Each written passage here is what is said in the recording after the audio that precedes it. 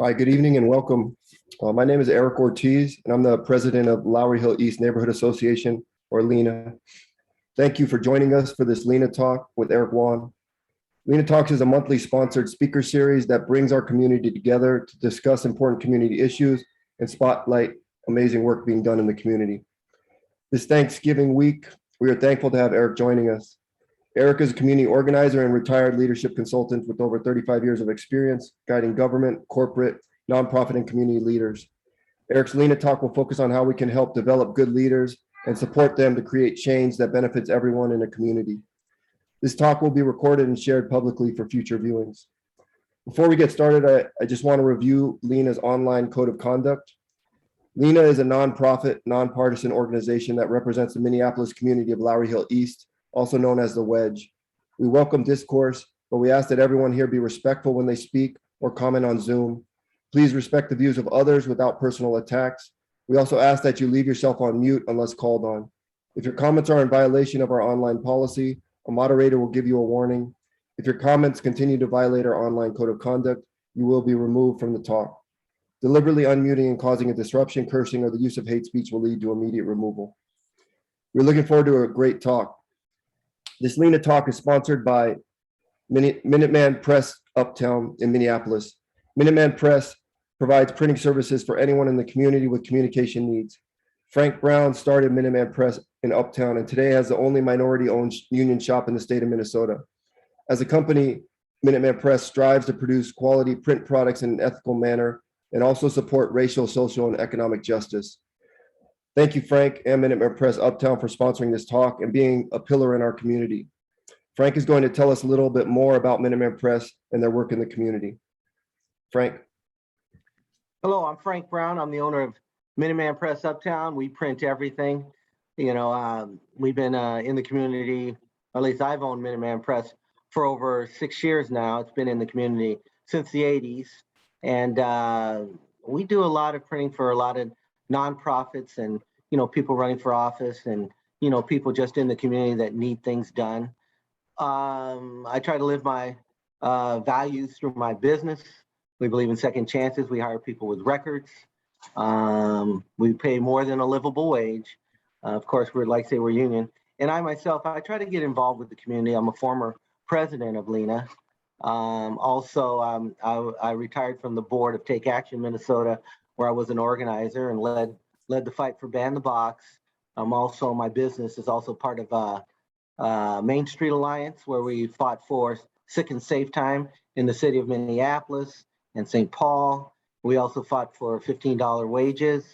I think it's important, not just to be a business owner and, support my employees who are probably the most valuable people in my company, but also support the community in different events such as this, so we can, hear things that might be helpful for us to make change. Because we as neighbors, we as people in the community, we're the ones that are going to be making the change in the future by, doing the right things, working together, and figuring out, where we can work together, even if we're moving different things in the community.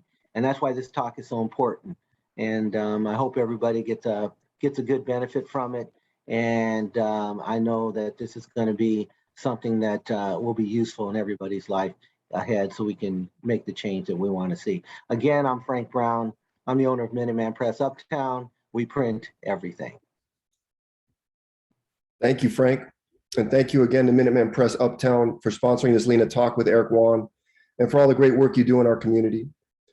With each LHENA Talk sponsorship, half of the money goes to the speaker's nonprofit of choice and half of the money goes to LHENA to support LHENA operations and help us continue to organize events, programming, and services to support our community. Eric Wan's nonprofit of choice is a Mother's Love Initiative, another great community organization doing great work in Minneapolis. Half of the Minuteman Press sponsorship for this LHENA Talk will go to A Mother's Love. We're thankful to Frank and Minuteman for their generous support. Neighbors helping neighbors is how communities get stronger. Leadership and civic transformation is what tonight's LHENA Talk with Eric Wan is all about.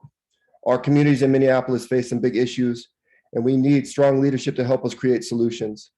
Now more than ever, Minneapolis needs connectors for our communities. We need leaders who can connect neighbors and help us all meet the challenges of this moment. Whatever neighborhood people call home, we are all interconnected in Minneapolis.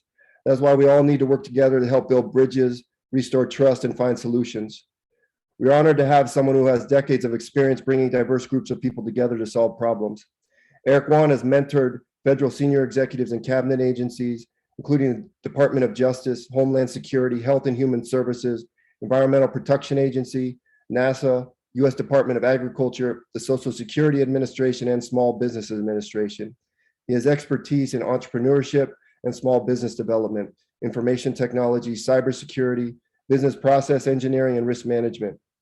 Eric is going to talk about his work as the Executive Managing Director of the Leadership Praxis, a leadership consortium in Washington, D.C. that advises people in government, corporate, and nonprofit sectors. He will share his experiences working with Minneapolis community members as an economic development consultant at First Avenue Productions and Lake Street Latino Business Association. He also will discuss what action steps Minneapolis residents in our communities, such as the Wedge, Uptown, and elsewhere in Minneapolis, can take now to support organizational change in our city. How can community members in Minneapolis support a new generation of leaders so our community can grow and be successful?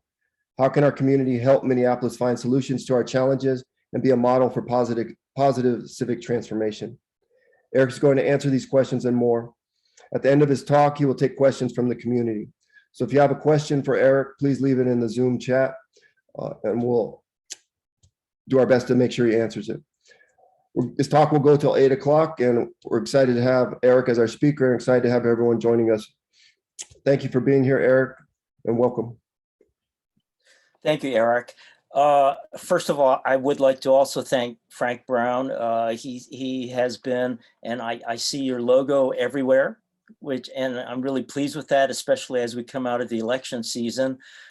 You've been a great supporter for social good throughout Minneapolis, and I hope many of you will also direct your business to Frank.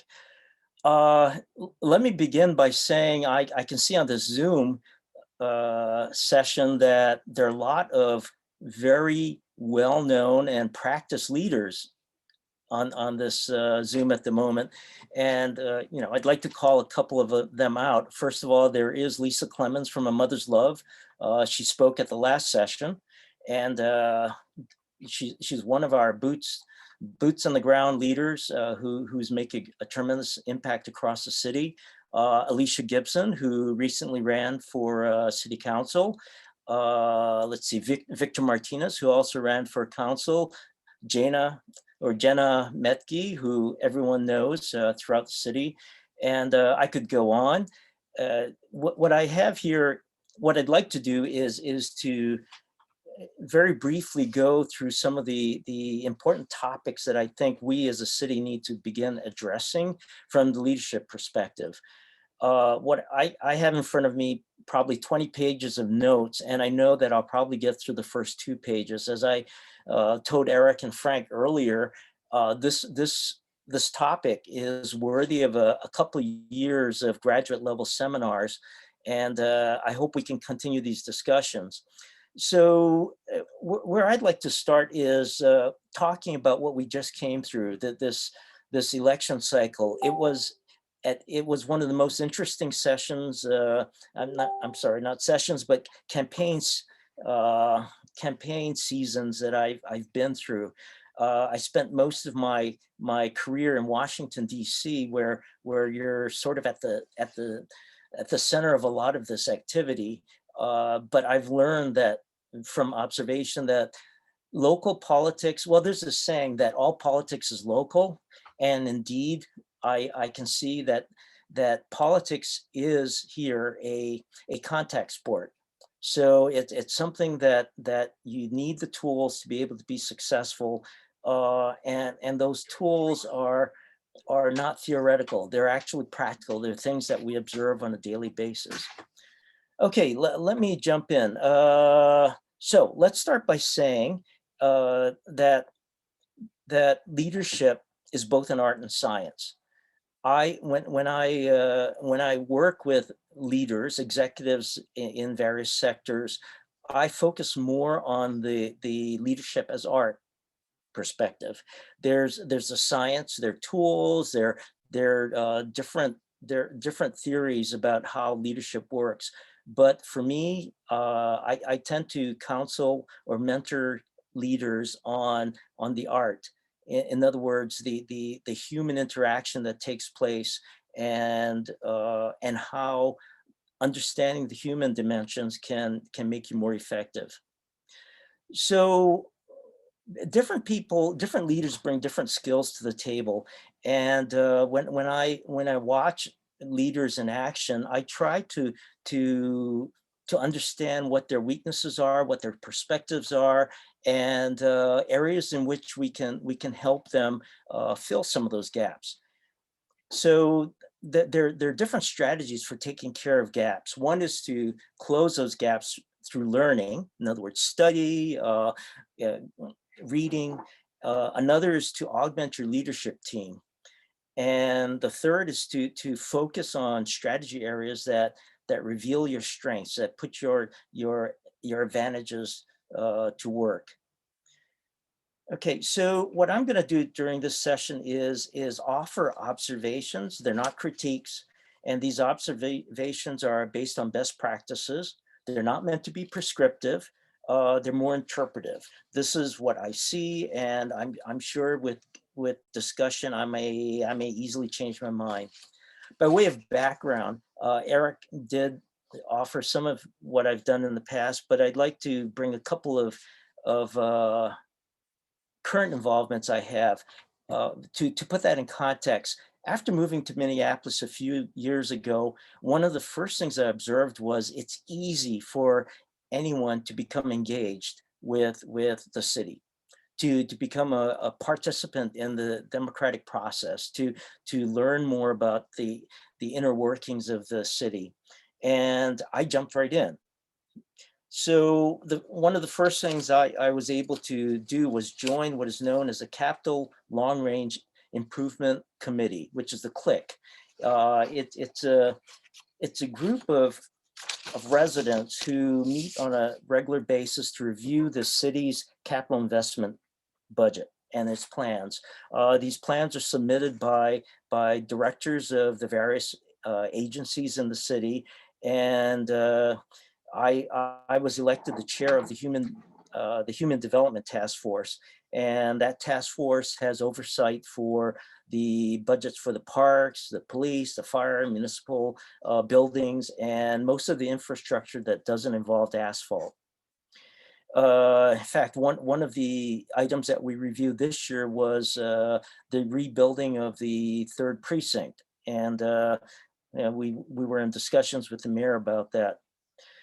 So, in addition to being a member of the CLIC, the Capital Long Range Improvement Committee, I'm also on the board of the Unity Community Mediation Team.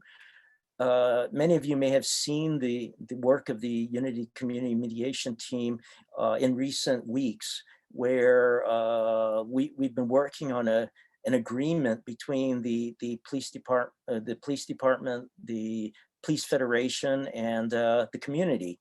This agreement started in 2003 in a session that was mediated by a federal a mediator from the Justice Department. So the Unity Community Mediation Team is comprised of diverse groups of Minneapolitans, and that includes ADOS, East African, Latino, American Indian, AAPI, LGBTQ, and faith leaders. It's a very diverse group, and it's a very positive and affirming group.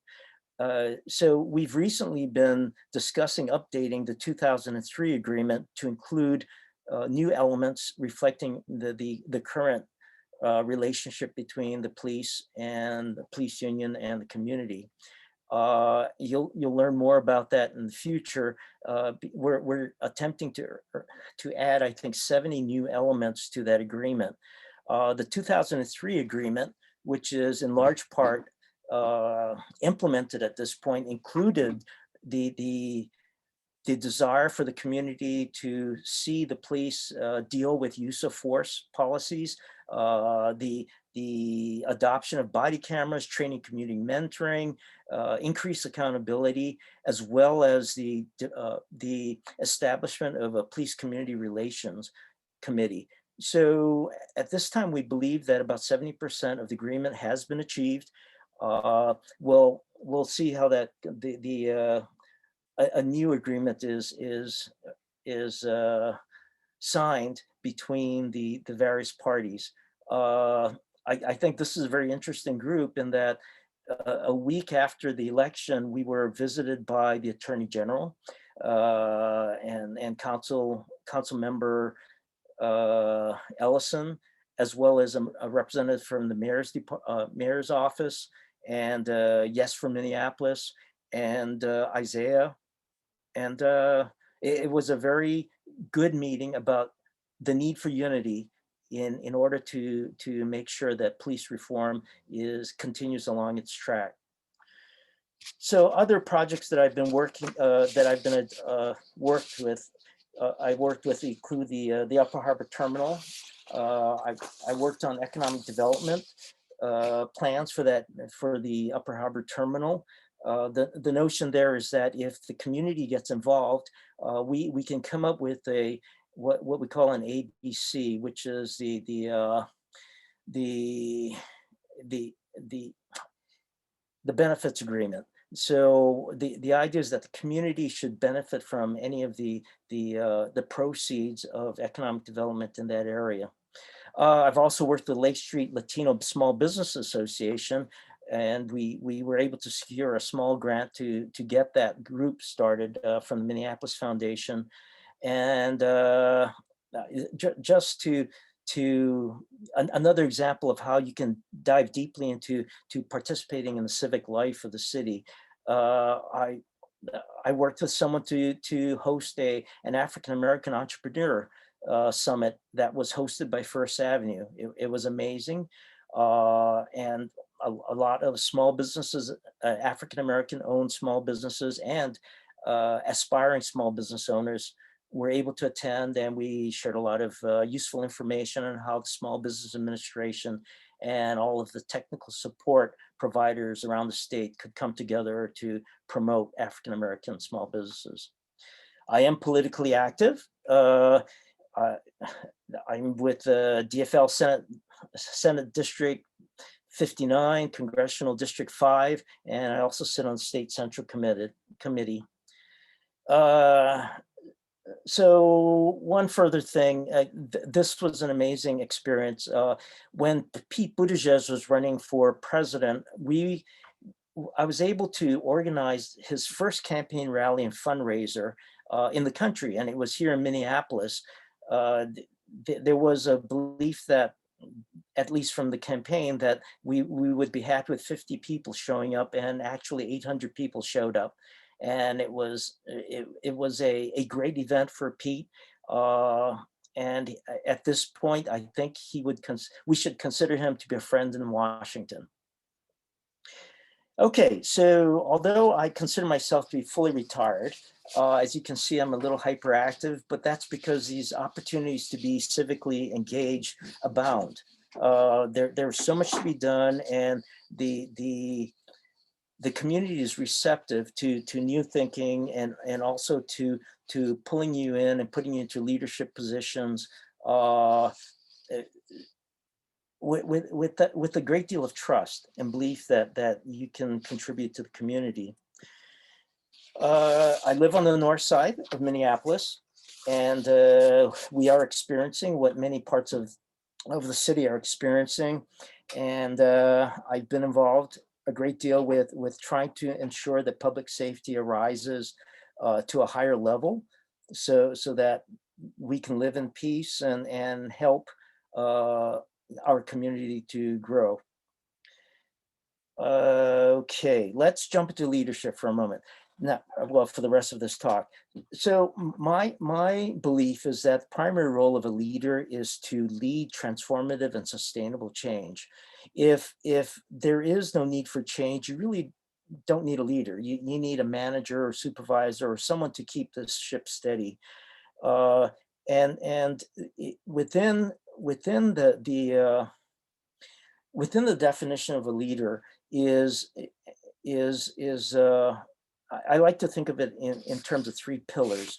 There is the heart that a leader has to communicate, and that is demonstrated through a clear vision, and it needs to tell people that there's a better place that I want to take you to that is different from where we are.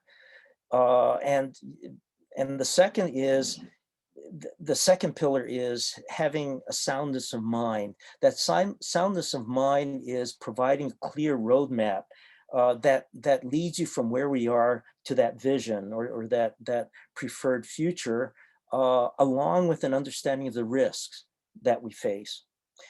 And the last is really something about spiritual uplift. It has to do with that feeling of fulfillment when you know you've accomplished what you set out to do. Leader, I use the word leader loosely because leadership can be shared, and it can oftentimes is a collaborative effort to bring about transformative, sustainable change. Now, one of the things I've observed in Minneapolis is that leadership can flow up and it can flow down. And there's been a tendency over the last 10 or 15 years for that leadership to come from the top down, whereas 20 years ago or 10 years ago, there was a greater emphasis on leadership coming from the bottom up. And I'll speak to that a little later. But so my observation began with understanding what happened with the 2040 plan. It was very interesting to me that historically the neighborhoods had a major and critical role in making decisions that affected the future of the city. And over time, it evolved when change seemed to become more centralized, where you had individuals who were forcing grander schemes of change, and it was, I won't say necessary, but it was the chosen method. It probably appears to be easier at the front end to get change to occur, but at the back end, it makes it very difficult to implement that change. It makes it very difficult to make sure that change is sustainable over time, because without the changing of not change is the wrong word, without the like-heartedness of the people, the constituents, you will always have resistance. And with that, I'd like to jump into an example of one of the most recent public issues that I sat back and thought about, and that's the public safety initiative.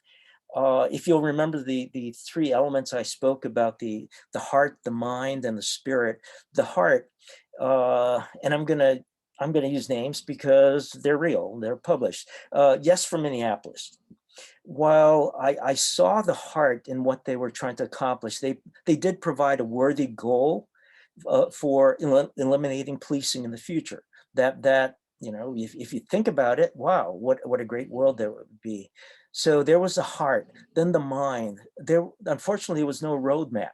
There was no way for people to say, this is how we get from here to there. And there was no assessment of the risks. There wasn't even a discussion of the risks. So we saw a rise in crime. We saw a rise in a lack of accountability, and I attribute that in large part to not providing that roadmap so that people could understand where we're going and what were the challenges along that road. And finally, I could not really discern what success looked like for the Yes for Minneapolis effort.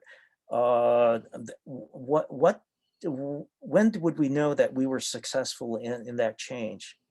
So now I'm going to jump to another party, which is the city's effort. I could not find through the city, in other words, the mayor or the city council, a clear vision of the future. It was murky, so it was very difficult to say that anyone's hearts would be captured with that vision for the future. I did see a lot of the roadmap. There were many policies and procedures that were identified for change. One of the early studies that I read was the McKinsey study on police reform, where their only conclusion was that police should wear body cameras. And I'm not sure that was sufficient to bring about the reform and cultural change that we need to bring greater alignment between what the police force provides and what we need in our more up-to-date city. Furthermore, I did not find anything that clearly identified what the city saw as being a success with reform. So finally, the greatest challenge I see for Minneapolis right now in civic leadership is our need to cultivate more leaders and to begin building a new generation of leaders. And the gap is starting to show itself. And this isn't about pointing fingers. It's just saying that there's a gap of about 10 or 20 years where we did not, as a city, spend time bringing up another generation of leaders. So how do you do that? I'm watching the clock here. First of all, I think it's important for us to start mentoring future leaders. And that means exposing them to value systems, to ethics, to culture, to the shared history and experiences that we have as a city. It's very difficult to see how you as an individual fit into the broader scheme of a city. What is your role? And the protege or the person being mentored needs to understand how they weave into this broader culture. So it's not just in government that we need to cultivate leaders. We also need to do it in all sectors, whether it's the corporate, nonprofit, education systems. And that means exposing people to the boardroom, to the C-suite, if you will. And it's not watching, but also learning about what's going on. And finally, training experience. I've been to and I've leaned into a few leadership summits that have been held in the city, and I think the term is used rather loosely. We need to come up with a more structured program to build that next generation of leaders. I don't know how that's going to be done, but it would be great if we can extend ourselves to more of the young folks, the younger people in the city, and bring these youths up in a culture where leadership is valued and not necessarily mired in conflict. Okay, let me quickly. Okay, the last question, and then the last point here, and then we'll get to the questions is, am I optimistic about leadership for the future? Yes, I am. I think we still need to work on authentically sharing leadership in the city. And I think that's important because the city is adaptive, sustainable, and dynamic only because we have the ability to share leadership, to come up with common visions and to make sure we're all working towards common goals. And I guess my final point is that I've been looking very hard for a think tank, a national level quality think tank in the region, something like a Brookings Institute, to perform the hardcore analysis I think we need to be able to move the city in profoundly new directions, and also to minimize the risks of moving those directions. Okay, Eric, do you want me to start going through some of these questions? Yeah, so we have some questions for the community. That was great. Let's jump into that. Yeah. And if anyone on the call here wants to ask a question, just put in the Zoom chat and we can ask it to Eric. But to start with, you mentioned unity and the importance of unity and bringing people together. What are some encouraging signs that you have seen in Minneapolis over the past year in terms of people working together to work toward the common good and work toward solutions that can benefit greater good of the community? Okay, that's a great question, and I have so many answers for that. Just because you said over the last year, I think one thing that I've appreciated is that people were listening and learning during the campaign season. And you could see and listen to people shifting between candidates. And they were actually listening to issues and the way people were thinking about solutions. And some, and that may be in part because this is a DFL town, and you're no longer bound to be a political ideologue. You can go ahead and think about issues more finitely. So I'm optimistic about that, where people are open-minded enough to look at new ways of thinking about things. Now, how would you recommend that we get people and organizations outside their silos to embrace a truly collaborative approach to civic change and social change? Okay, I think that there are two pieces to that. Number one is, I think there's a need for city government to have more integrated functions. There needs to, one, be the analytical tools to see how all the different silos relate to each other. And at least in the federal government, we think of it as being matrix management, so that you see the flows between organizations. And I'll give you an example. If I'm putting up a building, I'm building a restaurant. Rather than walking to 10 different agencies to get different permits and different licenses and different authorizations, there should be a way for a person to say, I'm opening a restaurant, and these are the 10 touch points that I have within the city government to get that restaurant done.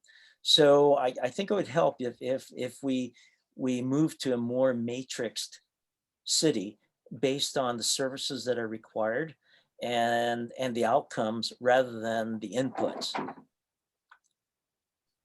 What other changes in the city would you like to see in the short term, next 100 days, medium term, next year, and long term, 2+ years?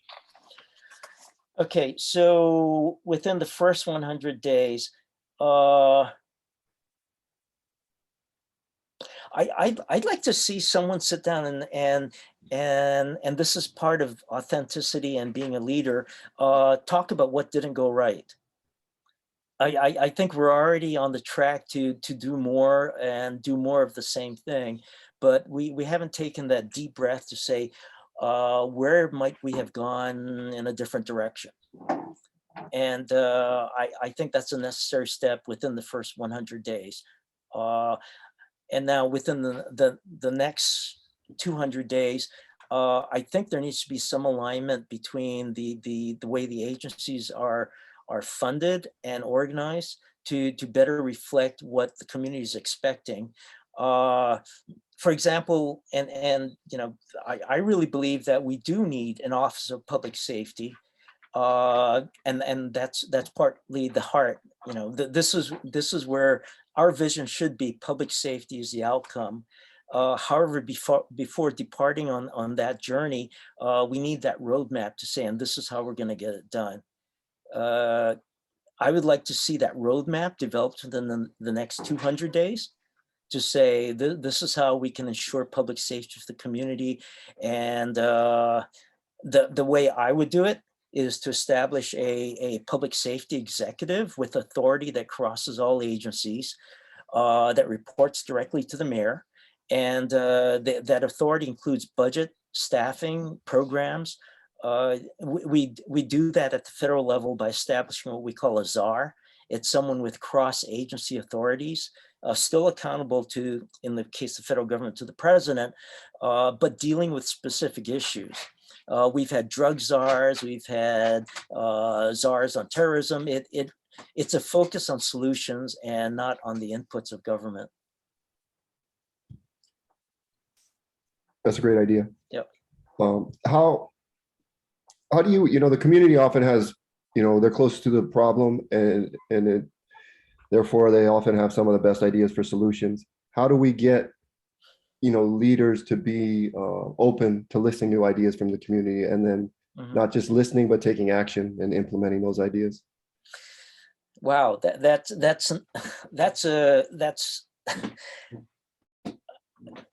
so I think there's been a great deal of discussion on culture change with the police department. I think there's a need for culture change at all levels in city government.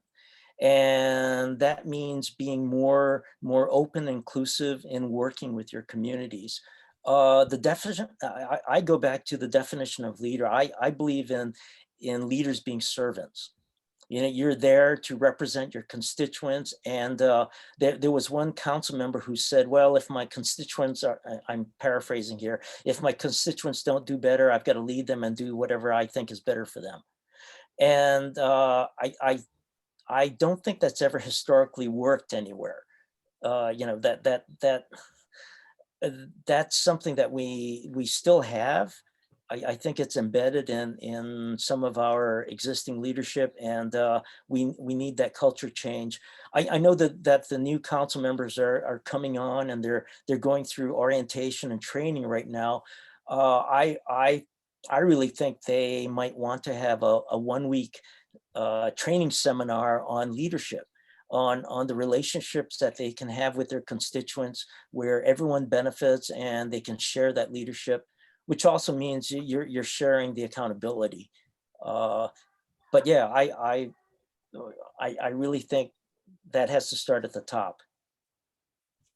What are some examples of your past experiences where you've seen, divided groups, a very polarized time where people were able to build bridges and work together, despite the differences? Wow, that is the most common issue that leaders face, and there. So there's, I spoke about the science of creating matrices to see how things flow, but there's also the art part, which is the identification of common interests. And that's something that I don't believe happened with the last council, or I can't speak to the one before that. And that might be a place where the current council begins by looking for common threads, where we're saying, okay, let's come up with a list of things we all agree on, and put that to the side, and then let's work through our differences. So I can't.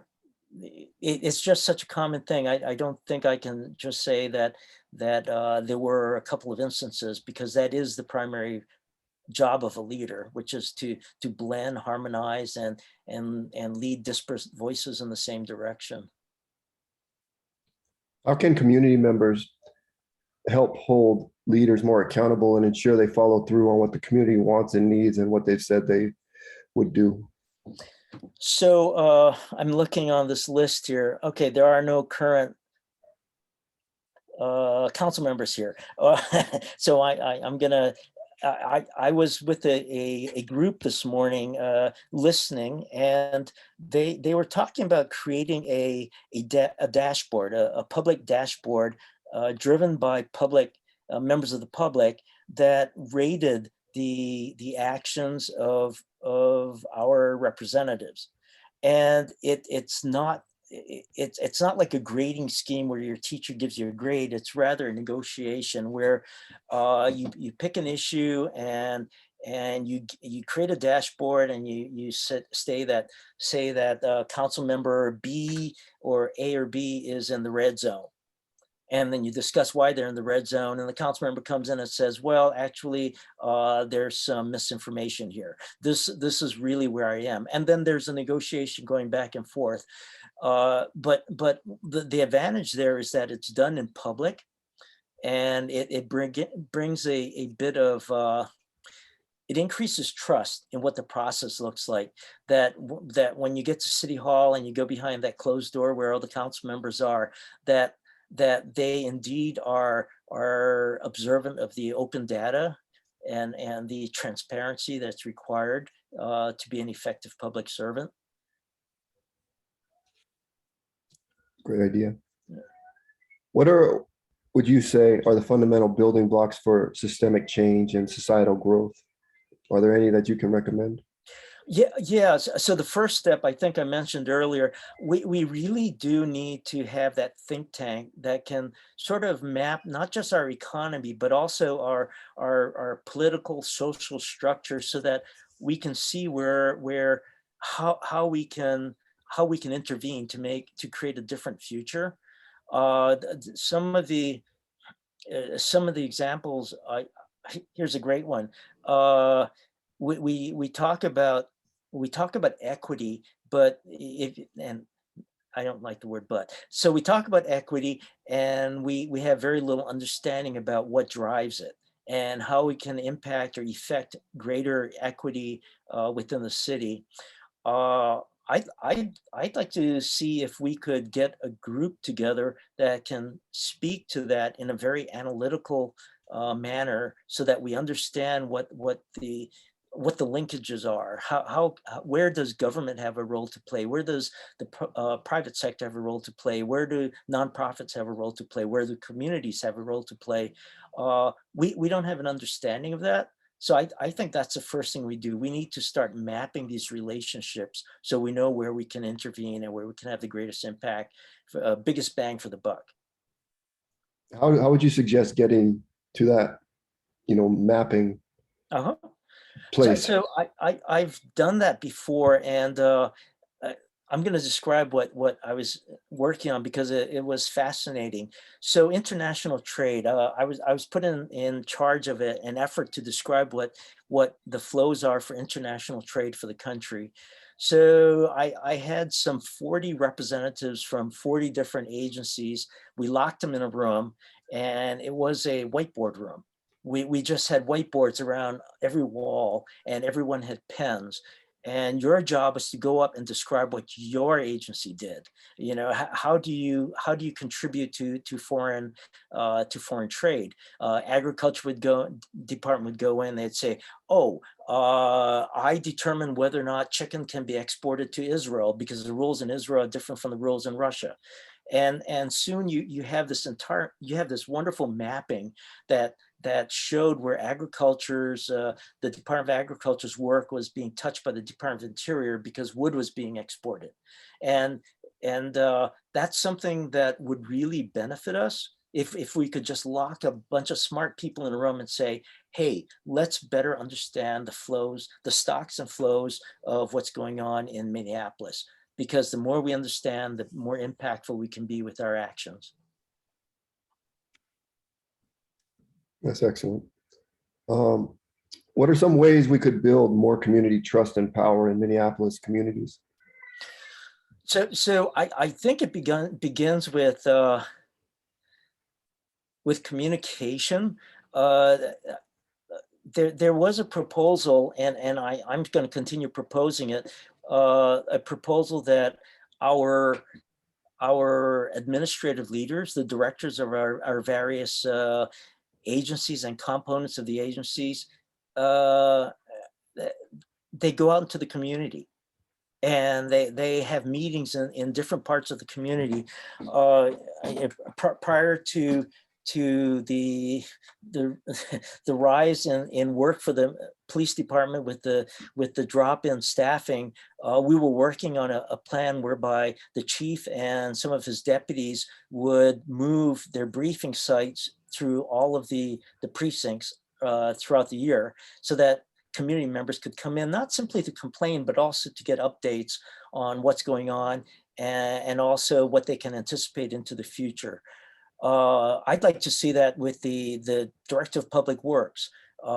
Just have a regular schedule, and that's number one. Number two is, and I actually proposed this to the mayor in the CLIC budget that we gave him, and that's to establish dashboards across the city for any project that is being initiated, whether it's a sewage treatment project or a street light project or the building of a new municipal center. there would be a dashboard so that citizens could be kept informed about the status of the project, and whether it's on time, whether it's within budget, whether it may have fallen out of the queue because it was overtaken by circumstances. But there needs to be an easy way to be transparent and not appear to be obfuscating. Are there any examples of cities that have used dashboards like this in the past that you know of? Yes, but not to the degree I'm thinking about. I'm actually thinking about it as a. So I was one of the just by background. I was one of the federal, the cabinet level chief information officers in the federal government. And we have these requirements in the federal government for IT projects whereby you have to monitor and you have to report on every single project that your agency is working on. So there would be reams and reams of paper in the old days, but now you can just go to a nice app and pull your own reports out. But at the point where there was mandatory reporting of the staff as to what the status was, managers started to feel more confident in what they were doing. And also it was easier for executives to reallocate resources where some of the projects appeared to be off schedule, but there was an easy fix. So I would point to the federal government. I know it's not comparable at the state level, but there's a great system that could be adopted and adapted fairly quickly. How do you think the best way to adopt it would be in the city here? I mean, I know contractors could do it in while they're fast asleep because it's a common practice. I think someone just needs to be given responsibility for developing these systems at the city level, and just say, hey, this is important. It's not simply about communications. It's also about accountability. Definitely. What are some practical things citizens and community members can start doing today to be part of solutions in their community and the city? 3 things. Number 1 is go to the list of board and commissions at the Minneapolis MN website and look for opportunities to join one of the commissions or boards. It may not be something that you want to do topic wise, but it's a great way to learn from the inside out how the government works. Number 2 is get active with your local neighborhood associations, and study with people like, I mean, I got to go back to Jenna Metke here because she's one of our great leaders in that area, and call on people like Jenna for mentoring on how you as a neighborhood organization member and user can become both active and effective in bringing about change within your communities. Yes, Jenna, thumbs up. Okay, so that's number 2. Number 3 is don't forget that there are a lot of boots on the ground organizations that are not associated with government, but rather are organic and they're dealing with real everyday issues. They're not policies and practices, but they're very humane. They're very. It'll give you the heart part of knowing where our city needs to go. Along those lines, what are some other community-based organizations that are doing great work in our city that don't get the recognition or public attention they deserve? So I would like to put at the top of the list the faith-based organizations, and I can understand why there needs to be somewhat quiet about their effectiveness and what they're doing, but at least on the north side, when I was looking for leadership, when I want to say these are the people who bend the minds of the people living here, it always came back to the faith leaders. And I put them on a pedestal because they're going into places that are uncomfortable, oftentimes dangerous, and doing good works. only have a few minutes here. Yep. We're going to wrap it up. But the last question for you, what gives you hope about the future of Minneapolis, and where do we go from here? So I think so there are two parts to this. Number one is I find a great deal of encouragement in the passion of people here.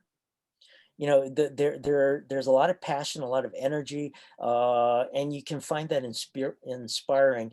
I think the challenge there is that all that energy needs to be channeled, and it needs to be it needs to move in the direction of building and construction and making things better. And it takes leaders to do that. It takes leaders to tie up this energy in neat little bundles, and you know, it takes me back to quantum physics. The whole idea is until you actually wrap those little bundles up, you don't capture the energy and the power that you have. So yeah, I'd like to see more leaders emerge, and we need to train them to channel and direct all this great energy that the city has. I agree. Do you have any closing thoughts before we go, Eric? Yeah. So I'm looking at the attendees here at this session, and I know this is being recorded and others will see it. And you know, I see some great souls here who put themselves out, which is you know, more than admirable. It's something that we need more people to do. And I'd like to call some out. Clint Connor, thank you for running for mayor. Nancy Ford, thank you for running for city council. Jenna, thank you for running, everybody who's running. Sheila ran for city council. Alicia ran for city council. Victor ran for city council. You know, so what we have here is, you know, there's a lot of power here.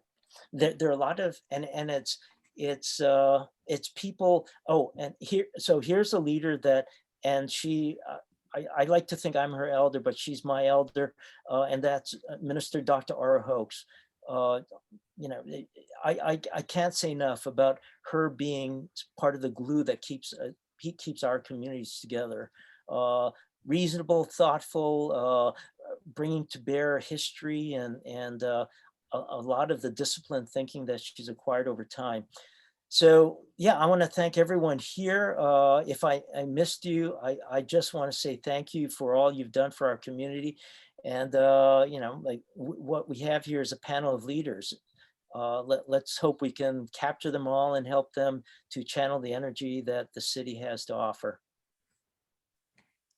Thank you, Eric. This is a great talk and great information here. I agree. I think all the people who have joined us, there's a very powerful audience. And look, for you know, great things can happen when communities and people come together. And what we need to do in Minneapolis, keep working to bring people together and work together, come up with solutions that help all our neighbors. That's why the work you're doing, Eric, and work that you have done is so important. That's why the work Frank Brown and Minuteman Press, Uptown is so important. We need to keep pushing to build bridges, not walls, and create solutions that serve the common good. It's not always easy to build bridges, but it's worth the effort. I want to thank you, Eric, for being our speaker for this great LHENA talk tonight. Also want to thank Frank Brown and Minuteman Press Uptown for sponsoring it. I want to thank everyone who joined us in the audience for listening and participating in this LHENA talk. If you know anyone who wasn't able to join us, this link, this video will be recorded, and there'll be a shareable link that you can share to encourage others to build bridges and look for ways to help our neighbors. Our next LHENA talk will be December 22nd at 7 p.m. with Virginia Rudder. Virginia's with Clean Energy Economy Minnesota, and formerly with Solar United Neighbors. Talk is going to focus on green energy solutions and focus on state of green energy in Minnesota and how our community can take practical steps to support green energy solutions. We hope to see you at our December LHENA talk with Virginia Rudder. Until then, please keep supporting local businesses, keep showing up for local events, and keep giving back to the community. Look for ways to get involved with organizations and individuals and people who are doing positive work in the community, like Eric Wan, Frank Brown, Mother's Love, and Minuteman Press Uptown. Help them continue to do good work and build bridges in our community and across Minneapolis. It takes a village for a city to thrive, and we are all interconnected. Putting positive energy and actions into our city is how we can strengthen our city and help every community grow stronger and solve some of the big challenges we face today. Thank you all again. Wish you all a great Thanksgiving this week. Have a great night. Take care. Thank you all. Thank you.